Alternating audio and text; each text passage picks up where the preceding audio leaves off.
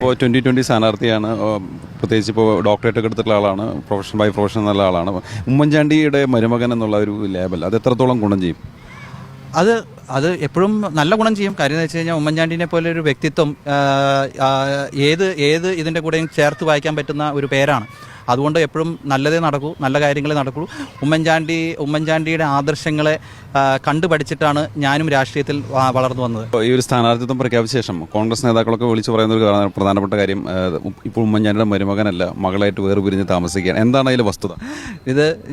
ഇത് ഞാൻ എത്ര പറഞ്ഞാലും അവർക്ക് അതിനെ ഞാൻ പറയട്ടെ, ഇത് വിരലി പൂണ്ടിട്ട് എന്ത് പറയണം എന്നുള്ളത് അവർക്ക് ഒരു ഒരു വ്യക്തത ഇല്ലാണ്ടിരിക്കുകയാണ്. അതിന് എന്ത് വേണമെങ്കിലും വിളിച്ചു പറയും.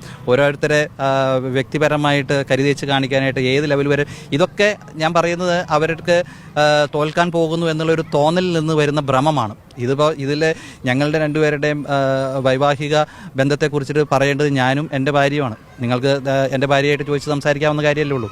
ഇവിടുത്തെ ഒരു കോൺഗ്രസ്സുകാരനല്ലല്ലോ എൻ്റെ കുടുംബജീവിതം തീരുമാനിക്കും. പ്രചരണങ്ങൾ വാസ്തവവിരുദ്ധമാണ്. ഇതാ ഞാൻ പറഞ്ഞില്ലേ, ഇവർക്ക് കരുതേച്ച് കാണിക്കാനായിട്ടുള്ള ശ്രമങ്ങളുടെ ഒരു ഭാഗമായിട്ട് തന്നെ ഇത് ചെയ്തുകൊണ്ടിരിക്കുന്നു.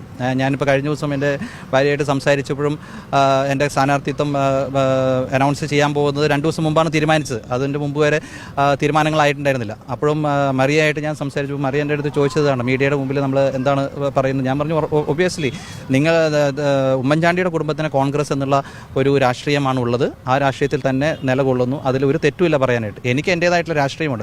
ഉമ്മൻചാണ്ടി ജീവിച്ചിരുന്നപ്പോഴാണ് ഞാൻ 2020 എന്നുള്ള പ്രസ്ഥാനത്തിൽ ചേർന്നതും.